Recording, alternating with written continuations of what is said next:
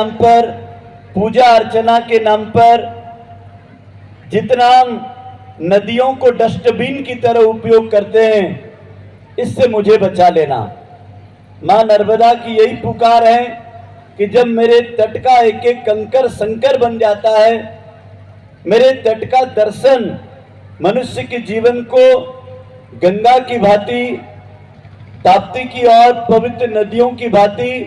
दर्शन मात्र से मैं तार देती हूं, ऐसी पवित्र मेकल सुता के तट पर अखिल विश्व गायत्री परिवार और रचनात्मक भली सोच रखने वाले सभी वर्ग के नर नारियों को साथ लेकर के गायत्री परिवार के अखंड दीपक की शताब्दी समारोह,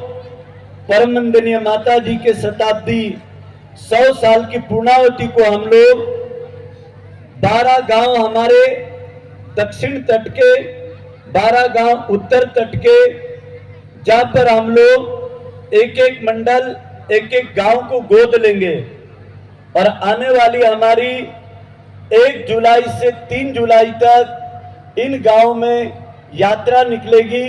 और 1 जुलाई से 3 जुलाई के बीच में हम 24 गांव की प्रवज्जा करके उन 24 गांव के अन्य क्षेत्रों पर,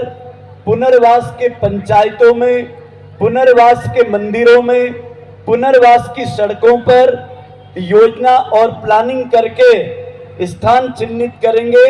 ग्राम सभाएं लेकर के। और इसके लिए वो लोग कितने सौभाग्यशाली होंगे जो दक्षिण क्षेत्र के पश्चिम के 15 किलोमीटर और पूर्व के 15 किलोमीटर, इसी तरह उत्तर तट के 15 किलोमीटर, 15 किलोमीटर पूर्व तट। भाइयों बहनों, ये 30 किलोमीटर को आप लोग राजघाट की पंचकोसी तीर्थ यात्रा के रूप में स्वीकार करेंगे। मुझे वो दिन याद आता है जब धर्मपुरी के एक वरिष्ठ कार्यकर्ता ने मुझसे कहा, वेद मूर्ति तपोनिष्ठ पंडित श्री राम शर्मा आचार्य जी 1954 में 9 दिवसीय धर्मपुरी की भेंट में, मतलब मां नर्मदा के नाभि स्थल धर्मपुरी की भेंट में, जहां पर यदि आप कहीं गए हो तो बिल्वेश्वर महादेव का प्राचीन शिव मंदिर है, जो माता अहिल्या के हाथ से स्थापित उस प्राचीन शिवलिंग के बाजू में घना एक लंबा वन क्षेत्र है और उस वन क्षेत्र में ऐसी कई गुफाएं हैं जहां साधु संत मां नर्मदा के गर्भ में 9 दिन गुप्त वास करते हैं। उसमें गुरुदेव ने वहां पर 9 दिन गुप्तवास मां नर्मदा के गर्भ में किया था। और ये हमारा जो राजघाट क्षेत्र है, ये उसी क्षेत्र के गर्भ में आता है। इसलिए हम सब गायत्री परिजनों की बहुत बड़ी जिम्मेवारी है कि इसके तटों के पुनर्वास पर मां नर्मदा की इस पुकार को सुने। हिमालय की गंगा और वहां की 7 नदियां, चाहे वो अलकनंदा हो, मंदाकिनी हो, यमुनोत्री हो, जमुनोत्री हो, गंगोत्री हो, भागीरथी गंगा के साथ में जन कल्याण के लिए अविराम अविरल निरा गंगा बहने का संकल्प हिमालय के ग्लेशियर के कारण चलता है। हिमालय के बर्फ पिघलती है तो गंगा मैया बहती है, लेकिन नर्मदा मैया कहती है कि मेरे ग्लेशियर, मेरे तटों के पहाड़ पर्वत है, मेरे तटों के वन है, तो इन पहाड़ पर्वतों के वन संपदा का और मेरे तट तो अब बड़े बड़े बांधों के कारण मेरे तटी वृक्ष सूख करके तुम्हें आह्वान करते हैं। चिल्ला चिल्ला करके हम सबकी हृदय को पुकार लगाते हैं। यदि आने वाले दिनों में आदमी को शांति चाहिए, जल चाहिए और इसके तटीय क्षेत्रों की सुंदरता चाहिए, तो फिर से हम मां के तटों की हरी चुनर वृक्षारोपण के रूप में उसे वापस लौटा दें। भाइयों बहनों, कई लोग नर्मदा के तट पर 1.25 मन आटे की कढ़ाई करते हैं, कई लोग 51 मीटर 101 मीटर की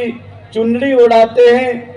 उत्तर से दक्षिण तट, दक्षिण से उत्तर तट। लेकिन नर्मदा मैया कहती है कि कुछ दिनों के लिए आप मेरे तट के ऊपर कढ़ाई का पैसा वृक्षारोपण में लगा दो,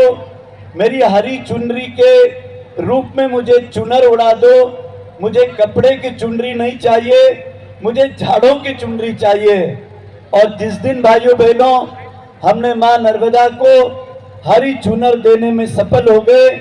तो मां नर्मदा का सच्चा सम्मान होगा, मां नर्मदा के प्रति हमारी सच्ची प्रेम होगी और हमारी आस्था होगी। आज आस्था के नाम पर हम जो भी कुछ करते हैं उसके लिए मां नर्मदा अब स्वयं पुकार करती है कि मैंने जो खो दिया है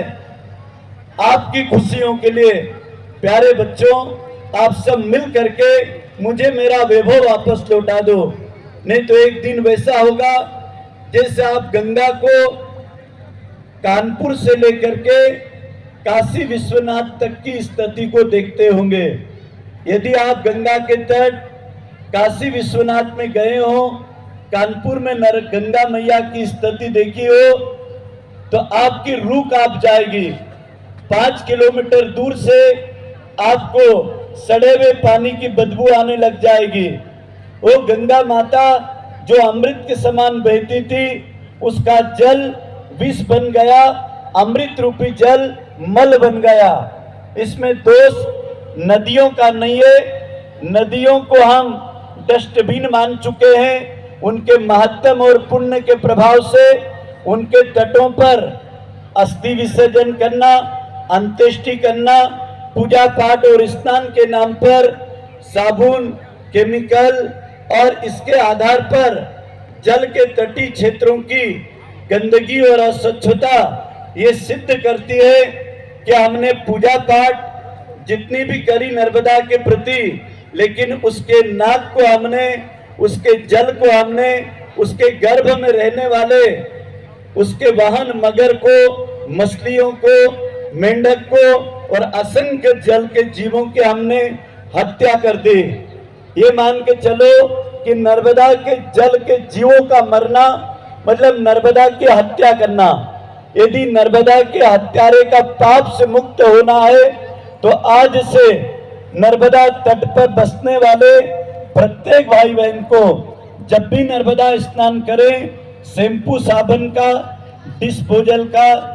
या कई लोग श्रद्धावश दीपदान करते हैं तो यहाँ पर प्लास्टिक के दोनों में, प्लास्टिक की थैलियों में माला रखी, नवरात्रि का, गणगौर का, गणपति की पूजा सामग्री रखी और हर हर नर्मदे करके मैं देखता हूं कई बार पुलिया से ही कई टन थैलियां नर्मदा में हम फेंक देते हैं। सोच के देखिए, ये मां नर्मदा को पॉलीथीन प्लास्टिक का जहर खिला करके शायद हम नर्मदा के तट के जल जीवों की इसी के माध्यम से हत्या करते हैं। आपसे विनम्र प्रार्थना है, अखिल विश्व गायत्री परिवार का वृक्ष गंगा अभियान, भागीरथी गंगा जल अभिषेक, अब तक हमने 250 पहाड़ियों को, 300 तालाबों को, 150 नदियों को पुनर्जीवित करने का कार्य 2026 तक हाथ में लिया है। इसमें जनता का, जनमानस का सहयोग, सभी पंथ संप्रदाय से जुड़े हुए लोग, अनेक प्रकार के संगठन, संस्थाएं, अनेक प्रकार के समूह समाज और प्रशासन की और जनप्रतिनिधियों की मंगलमय योजना के साथ राजघाट का ये घाट सदैव का रहेगा। और आज इस दीप यज्ञ में, इस 108 तरुपुत्र महायज्ञ में, 108 दीपदान की महाआरती में, 24 अग्निहोत्र में हम सब मां नर्मदा को गंगा मान करके गंगा जी का अवतरण, ऋषि भागीरथ का सम्मान, मां गायत्री की जयंती, ऋषि विश्वामित्र का सम्मान, युग ऋषि का महाप्राण दिवस, समस्त हिमालय के सप्त ऋषियों का